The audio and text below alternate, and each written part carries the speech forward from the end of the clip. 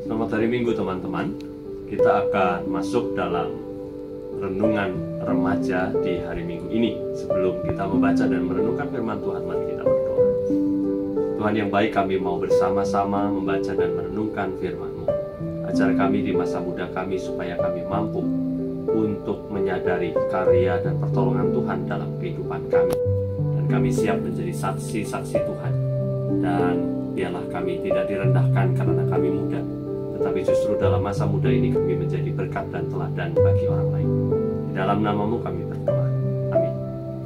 Teman-teman, bacaan kita diambil dari Lukas 21 ayat 10 sampai 19. Saya akan membacakannya untuk kita semua. Ia berkata kepada mereka, bangsa akan bangkit melawan bangsa dan kerajaan melawan kerajaan, dan akan terjadi gempa bumi yang dahsyat, dan di berbagai tempat akan ada penyakit sampar dan kelaparan. Dan akan terjadi juga hal-hal yang mengejutkan dan tanda-tanda yang dahsyat dari langit. Tetapi sebelum semuanya itu, kamu akan ditangkap dan dianiaya, kamu akan diserahkan ke rumah-rumah ibadat dan penjara-penjara, dan kamu akan dihadapkan kepada raja-raja dan penguasa-penguasa oleh karena namaku. Hal itu akan menjadi kesempatan bagimu untuk bersaksi. Sebab itu tetapkanlah di dalam hatimu, supaya kamu jangan memikirkan lebih dahulu pembelaanmu. Sebab aku sendiri akan memberikan kepadamu kata-kata hikmat, sehingga kamu tidak dapat ditentang atau dibantah lawan-lawanmu. Dan kamu akan diserahkan juga oleh orang tuamu, saudara-saudaramu, kaum keluargamu, dan sahabat-sahabatmu. Dan beberapa orang di antara kamu akan dibunuh, dan kamu akan dibenci semua orang oleh karena namaku. Tetapi tidak sehelai dari rambut kepalamu akan hilang. Kalau kamu tetap bertahan, kamu akan memperoleh hidupmu. Demikianlah firman Tuhan. Yang berbahagia adalah setiap kita yang mendengarkan firman Tuhan dan melakukannya. Teman-teman, bacaan kita cukup mengejutkan karena di sana dikisahkan bahwa Yesus menjelaskan kepada murid-muridnya bahwa murid-muridnya akan mengalami banyak kesusahan, bahkan kengerian-kengerian yang terjadi, penganiayaan dan segala macam yang kita baca sudah tadi. Tetapi kita tahu dalam bacaan kita tadi bahwa Tuhan akan memberikan kita dua hal. Yang pertama adalah Tuhan akan memperlengkapi kita dengan hikmat. Yang kedua adalah Tuhan akan menjaga dan melindungi, bahkan sehelai rambut kepala pun tidak akan hilang dari kita. Tuhan akan menjaga betul diri kita. Jadi dua hal ini menjadi penekanan kita minggu ini. Pertama adalah hikmat, yang kedua adalah Tuhan menjaga. Keduanya berasal dari Tuhan. Dalam situasi ini, dalam situasi pandemi, dalam situasi kesulitan, meskipun mungkin nanti pandemi sudah berakhir, kesulitan-kesulitan itu pasti akan kita alami. Saudara dan saya pasti akan mengalami hidup dalam perjuangan dan hidup yang tidak mudah. Kadangkala tangis di sana sini muncul, kadangkala begitu terasa beban yang berat, kadangkala terasa menyakitkan dan menyedihkan. Kesedihan, kepapaan, kadangkala juga dihiasi dengan sedikit rasa putus asa yang timbul di sana sini. Tetapi saudara-saudara, kita harus meyakini bahwa di dalam melalui semuanya itu Tuhan akan melindungi kita. Tuhan akan menolong kita. Tuhan akan memberikan hikmat kepada kita, sehingga di dalam setiap peziarahan kehidupan kita, di satu titik tertentu dalam kehidupan kita, di mana kita berat, sulit, dan sedih, dan dalam keadaan yang tidak menentu, Tuhan akan ada di sana dan memperlengkapi kita dengan hikmat. Untuk apa hikmat itu?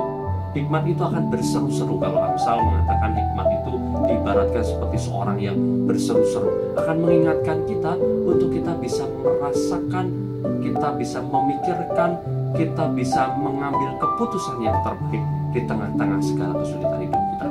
Hikmat itu akan menolong kita juga tetap tegar. Hikmat itu juga akan menolong kita untuk dapat waspada terhadap segala ancaman. Dan lebih daripada itu, hikmat akan menuntun kita pada keputusan yang terbaik yang diharapkan oleh Allah.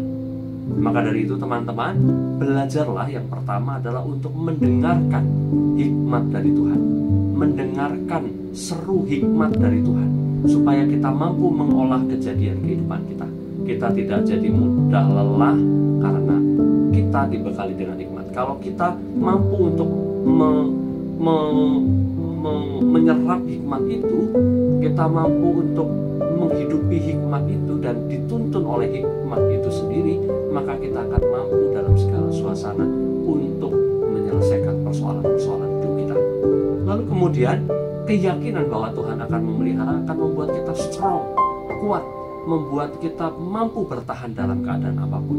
Teman-teman yang mungkin dalam keadaan PSBB ini sulit untuk melakukan banyak aktivitas, teman-teman yang memiliki beban yang banyak di rumah itu harus melakukan begitu banyak hal, Anda harus sekolah dengan cara yang berbeda, maka Anda akan dimampukan Tuhan untuk tetap kuat menghadapi segala sesuatunya, karena Tuhan akan menjaga.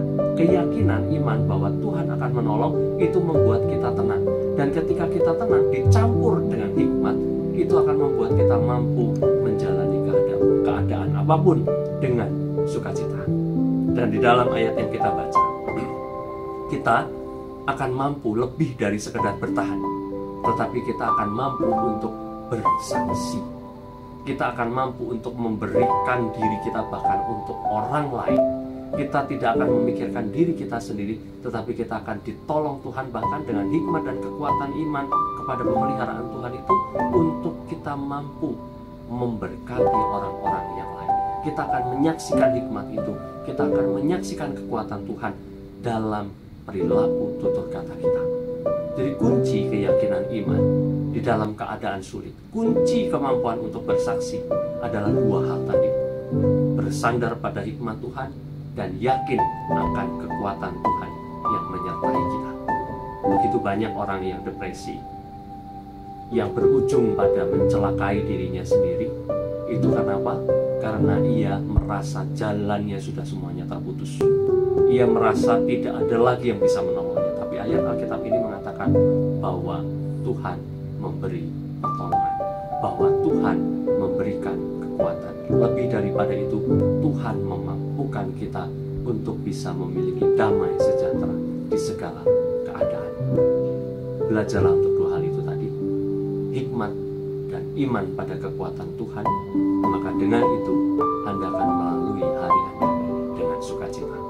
Tuhan Yesus memberkati. Amin. Mari kita berdoa.